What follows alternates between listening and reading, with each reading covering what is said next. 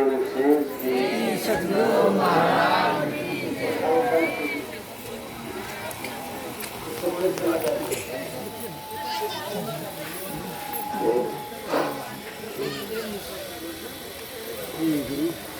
जो जहाँ है शांति से बैठ जाइए। ये कार्यक्रम मंचासीन पूज्य चरण वंदनीय साधु समाज के चरणों में कोटि से नमन। वंदनीय साधक वृंद, परम आदरणीय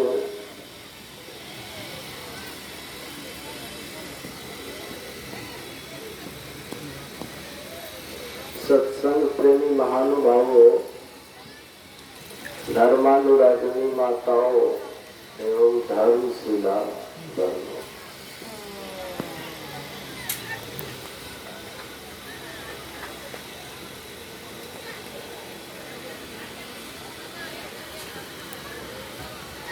गोस्वामी तुलसीदास जी महाराज ने रामचरितमानस में लिखा, कहीं सिद्ध मुनि वेद पुराना, नहीं कछु दुर्लभ ज्ञान समा। गोस्वामी तुलसीदास जी महाराज कहते हैं, जितने भी सिद्ध पुरुष हुए हैं, संत हुए हैं, वेद उपनिषद आदि धर्म ग्रंथ हैं, सब एक मत से कहते हैं, नहीं कछु दुर्लभ ज्ञान समान। ज्ञान के समान संसार में दुर्लभ वस्तु कुछ भी नहीं है। और भगवान श्री कृष्ण कहते हैं, नौ ज्ञान सदृशम पवित्र निर्विद्यते।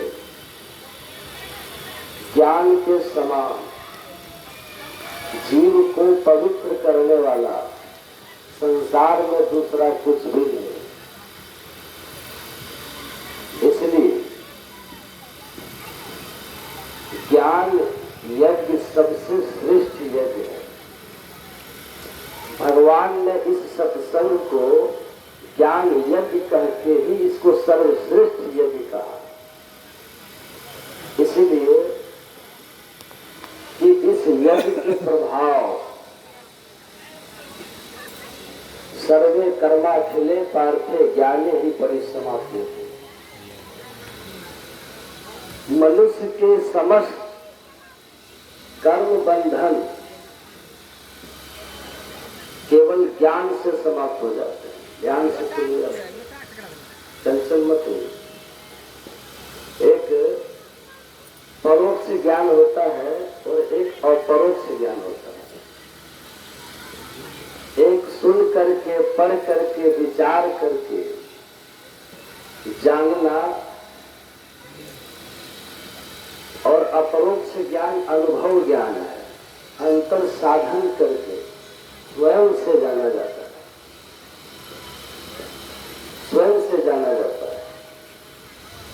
ज्ञान ही हमको पवित्र पावन कर सकता है। ज्ञान से ही हमें मुक्ति होगी। ज्ञान ही हमारे सब सुखों का साधन है। जो व्यक्ति सांसारिक विद्या में भी जितना निपुण होता है, वो सांसारिक जीवन में भी उतना प्रतिष्ठित और उसके पास उतने ही अधिक संसार के संसाधन होते हैं।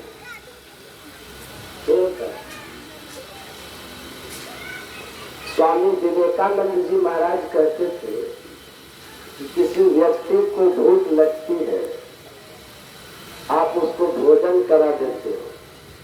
किसी को प्यास लगती है तो उसको पानी पिला देते हो।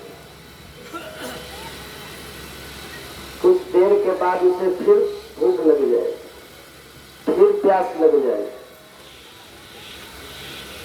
किसी व्यक्ति को वस्त्र की जरूरत है, आप उसे वस्त्र दे देते हैं। कुछ दिनों के बाद से उसे फिर वस्त्र की आवश्यकता होती है। आप कोई ऐसा ज्ञान हुनर सिखा देते हैं तो वह आदमी अपनी भूख प्यास भी मिटाएगा अपनी कमाई से और दूसरों के भूख प्यास मिटाने की भी उसकी क्षमता हो जाए। आपने किसी को दर्जी का ही काम सिखा दिया, किसी को गाड़ी चलाना ही सिखा दिया, तो ये ज्ञान उसके साथ साथ दूसरों के लिए सहयोगी हो जाएगा। वो कहते हैं लेकिन ये जो अध्यात्म ज्ञान है, धर्म का ज्ञान है, मुक्ति का ज्ञान है, यह ज्ञान कैसा है? यह ज्ञान जीवन के साथ भी LIC की पॉलिसी आती है ना, जीवन आनंद, जीवन के साथ भी और जीवन के बाद भी। तो जीवन के बाद भी जो शरीर छोड़ के चला गया उसके काम LIC की पॉलिसी नहीं आती है। उसके जाने के बाद उसके परिवार को काम आता है ना। जीवन के बाद में उसको क्या काम आएगा? वो काम नहीं आता, पर उसके परिवार को काम आता है, इसमें संशय नहीं है। आप जीते जी भी परिवार के लिए थे, और शरीर त्यागने के बाद भी आप परिवार के काम आ गए, इस सेंस में इति करे। लेकिन ये जो अध्यात्म ज्ञान है, ये वास्तव में इस संसार में जब तक आप हैं तब तक आपके काम है, और इस संसार के जब आप त्यागेंगे तो आपके परलोक में भी आपका काम आने वाला है। इसीलिए भगवान राम ने कहा था, पाई न जेहि परलोक सवार, परलोक संवारने वाला ये ज्ञान, परलोक संवारने वाला ज्ञान लोक के साथ साथ अध्यात्म ज्ञान इसलिए सबसे श्रेष्ठ ज्ञान है। और इस ज्ञान का अधिकारी कौन? केवल मनुष्य, केवल मनुष्य। मनुष्य को छोड़ करके देवता भी इस ज्ञान के अधिकारी नहीं है। इसलिए भगवान श्री राम ने इस शरीर को देव दुर्लभ शरीर कहा। इस देव दुर्लभ शरीर को हम लोगों ने पाया है, जिसको हम मनुष्य शरीर कहते हैं। और इस विषय पर आपने बहुत बार पाठ सुने हैं, प्रवचन सुने हैं, फिर भी आपको यह बार बार सुनाया जाता है, क्योंकि हम इस ज्ञान से बिल्कुल चिपक के रहे। इसलिए हम लोग चिपक के रहे कि इसके सिवाय दूसरा कोई रास्ता नहीं है,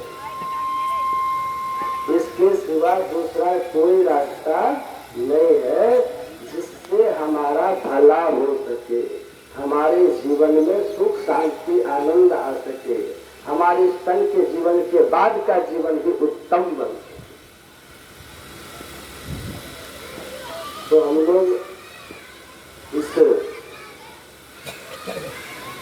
सौभाग्य के क्षण को, जो मनुष्य शरीर के में रहने का जो क्षण है, काल है, इस क्षण को हम इस तरह से व्यतीत करें, इस जीवन को हम लोग इस तरह से व्यतीत करें कि हमारा लोक और परलोक दोनों उत्तम बन जाए। और इसीलिए भगवान वो व्यवस्था बतला रहे हैं, समझा रहे हैं कि आप जिस शरीर में हैं ये बड़े भाग्य से मिला, ये तन आपको मिला है, आपने इस शरीर को पाया है। इसके पहले भी आपने बहुत से शरीरों को पाया है, और जिन जिन शरीरों को पाया वो 84 लाख प्रकार के। तो जिन 84 लाख प्रकार के शरीरों में आप रहे, वे शरीर भोग योनि थे, आप जिस शरीर में अभी है ये कर्म योनि है, साधन धाम, साधन योनि है। यहाँ आपके पास विकल्प है। क्या है? विकल्प, कि आप कुछ कर सके, अपने जीवन को संवार सके।